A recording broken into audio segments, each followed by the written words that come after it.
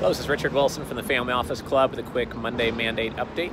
Right now we are working with an investment firm that's actually a sovereign wealth entity. They're looking to invest $200 million and up minority equity stakes in operating businesses, mostly family business owned operating businesses here in the United States. And we're trying to identify groups that might be, prospects for them and help them originate some deal flow through the Family Office Club.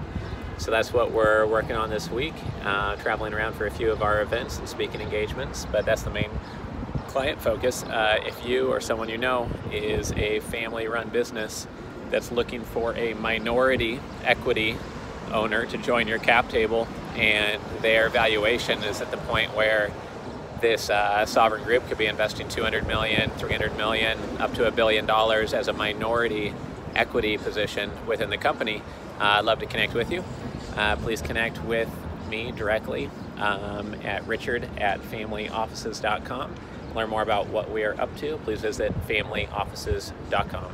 This is Richard Wilson at the Family Office Club, and thanks for joining me for this quick update.